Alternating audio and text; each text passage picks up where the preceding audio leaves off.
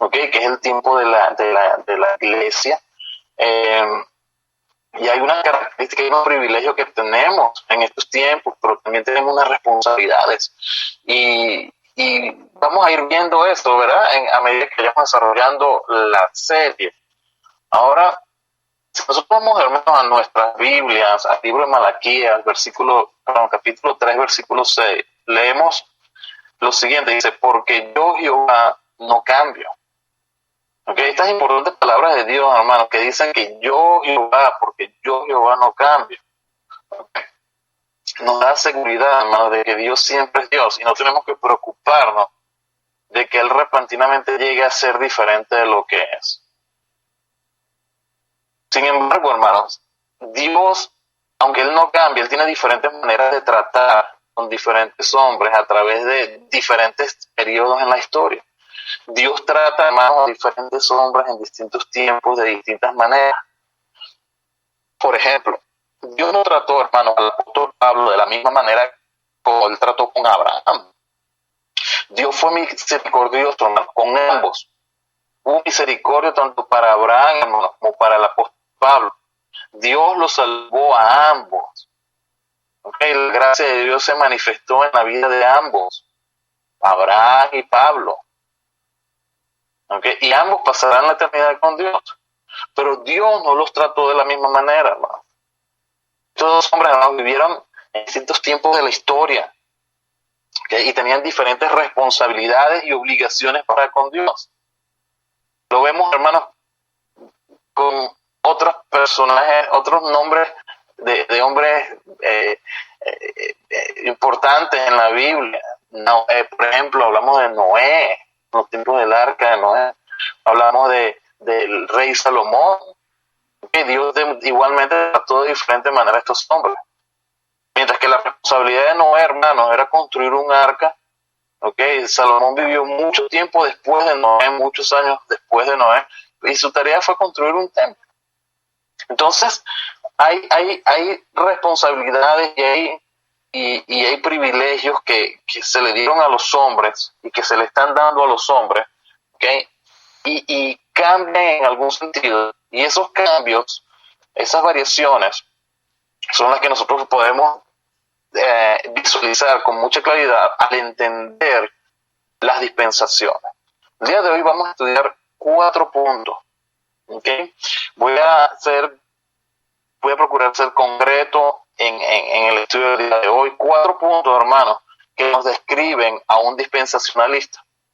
Hay 4 maneras de que podemos nosotros reconocer la creencia de un dispensacionalista. Primero, un dispensacionalista, hermano, reconoce diferencias obvias que se encuentran en la Biblia. ¿Okay? La palabra de Dios, hermanos, ha sido revelada gradualmente. Dios no se reveló al hombre desde un principio en su totalidad. Por ejemplo, Adán no tenía una Biblia. Para los tiempos de Moisés se hablaba de la ley mosaica. Okay, la Biblia, hermanos, que tenía Moisés no era la misma que tenía, por ejemplo, Isaías.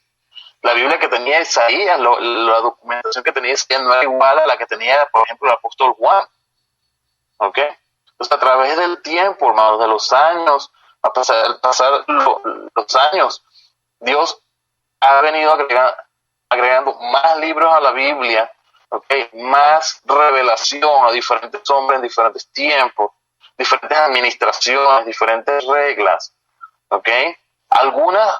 Algunas reglas permanecen hasta hoy, algunos mandamientos, algunas promesas, ¿verdad? Los principios bíblicos permanecen, pero hay algunos mandamientos o algunas instrucciones, hermanos, que no cumplen ya para el día de hoy.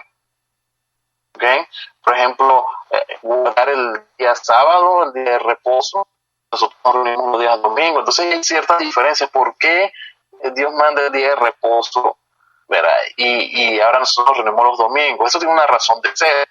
Okay, no es una contradicción, no es un error, simplemente es entender, okay, las dispensaciones, y eso nos da respuesta. Ahora, estamos viendo que el primer punto, reconocemos, hermanos, que hay diferencias obvias que se encuentran en la Biblia. Y esas diferencias, hermanos, tienen unos momentos específico en la historia. Hubo cambios, hermanos, y voy a mencionar algunos de estos cambios que se van produciendo, estas diferencias que se van produciendo. ¿Okay? Hubo cambios, hermanos, que tuvieron lugar después de la caída del hombre. ¿Okay? Hubo cambios que tuvieron lugar después del diluvio, hermano. ¿Okay? Cuando el juicio en la Torre de Babel, antes de la Torre de Babel, hermanos, se hablaba un solo idioma, pero a partir de la Torre de Babel se crearon diferentes idiomas. Que Dios los confundió las lenguas de las personas para que no se pusieran de acuerdo a estar construyendo esa torre, esa ciudad. ¿Okay? Pero después también hubo cambios cuando hubo el llamamiento de Abraham, después cuando hubo la promulgación de la ley. Fíjate, hermano, que Dios promulga la ley a través de Moisés, ¿okay? Pero es que, por ejemplo, Dios caminó, pero Adán caminó con Dios. ¿Okay? Y Adán no tenía que seguir la ley mosaica, por ejemplo, porque en aquel entonces la ley mosaica no estaba dentro de los planes de Dios para la humanidad. ¿Okay? Pero posteriormente vino. Entonces, la manera en que Adán se relacionaba con Dios, ¿okay? No era la misma en la que, por ejemplo, Moisés y el pueblo judío se relacionaban con Dios. Okay, había una serie de procedimientos y de leyes, ¿verdad?, que el pueblo judío consiguió a través de la ley, que era algo que en ningún momento Adán no tuvo que seguir, por ejemplo. Ahora, hablando de los cambios, las diferencias importantes que vemos en la palabra de Dios, después de la ley, hermanos, viene la muerte y la resurrección del Señor Jesucristo. Muchas cosas cambian a partir del Señor Jesucristo, revela aún mucha más verdad. ¿Okay? Después viene, hermano, el rapto de la iglesia. Hay un tiempo en el que Satanás va a estar ahí, va a ser expulsado del cielo y finalmente, hermano, tendrá lugar el tiempo del milenio que leemos en la palabra de Dios. Entonces, en la medida en que nosotros vamos avanzando en la lectura de la palabra de Dios, ¿okay? Nosotros vamos viendo estos diferentes momentos que marcan, hermanos, un principio, un final de algo y un principio de algo más. No quiero hablar mucho de esto porque es más tema de la sesión de la semana que viene, pero lo que te quiero decir, mi querido hermano y mi querido amigo que escuchas en este momento este estudio, es que el dispensacionalista reconoce esas diferencias en la vida. Eso es un punto clave para las dispensaciones, reconocer cambios que tuvieron lugar en la Biblia después de ciertos acontecimientos. ¿Okay? El segundo punto que caracteriza a un dispensacionalista es la interpretación y el entendimiento literal de la Biblia. Ahora en diciembre terminamos la serie de interpretación bíblica. Tuvimos varias sesiones en las que estuvimos viendo temas relacionados con la interpretación bíblica y estudiamos la interpretación literal de la palabra de Dios. ¿Okay? El dispensacionalista interpreta y entiende la Biblia literalmente. Ahora, ¿por qué digo esto? ¿Hay personas que interpretan la Biblia de una manera no literal? Absolutamente, sí. Entonces hay una diferencia, ¿okay?, en la manera en que las personas interpretan la Biblia. Y tiene que ver mucho con la manera como fueron enseñados a estudiar la palabra de Dios. Pero, aunque no es tema del día de hoy, lo que sí te quiero decir, mi querido hermano, mi querido amigo, es que la manera correcta de interpretar la palabra de Dios es haciendo una interpretación literal, ¿okay?, palabra por palabra, sin exageración, sin imaginación. Cuando una persona interpreta la Biblia literalmente, entiende las palabras que lee en su significado común y original, en su sentido usual y normal. No trata de encontrar significados secretos o imaginarios a las palabras de la Biblia. Bueno, una dispensacionalista es una persona que toma la Biblia en serio, que cree lo que la Biblia dice. Toma a Dios por su palabra y cree que Dios dice lo que quiere decir y que quiere decir lo que dice. No trata de hacer de la palabra de Dios otra cosa, sino simplemente lo que es la palabra de Dios. ¿Ok? Ahora, vamos a ver un par de ejemplos sobre esto de la interpretación literal, ¿ok? Para que lo veamos para que entendamos a qué me refiero cuando hablo de interpretación literal de la Biblia. Si nosotros vamos, por ejemplo, al libro de Éxodo, vamos a la palabra de Dios, al libro de Éxodo, capítulo 20, versículo 11. La palabra de Dios dice, hermano, porque en 6 días hizo Jehová los cielos y la tierra, el mar y todas las cosas que en ellos hay, y reposó en el 7º día. Por tanto Jehová bendijo el día de reposo y lo santificó. Porque en 6 días hizo Jehová los cielos y la tierra, el mar y todas las cosas que en ellos hay. La Biblia dice, hermano, de que Dios creó los cielos y la tierra y todas las cosas en 6 días. ¿Ok? La persona que interpreta, hermano, literalmente la palabra dice 6 días significa 6 días. Dios dijo que creó todo en 6 días y Dios quiere decir lo que dice. ¿Ok? Punto. Dios lo dice, yo lo creo y eso le pone fin, hermanos, a la disputa. De hecho, te voy a decir algo. Dios lo dice y eso pone fin a la discusión. Mira, independientemente de que tú lo creas o no lo creas, ¿okay? Dios lo dijo y eso es lo que es.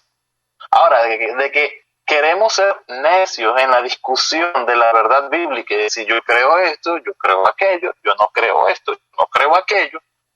Entonces es simplemente eso, necedad. Porque Dios dice claramente en su palabra lo que es. ¿Ok? No tenemos que ir a buscar un significado más profundo. Hay muchas personas, hermanos, que no creen que Dios creó todo en 6 días. Hay muchas personas que creen que los días mencionados, ¿verdad?, en la palabra de Dios, cuando lo vemos también en la creación, en Génesis capítulo 1, no significan días, sino que significan algo distinto.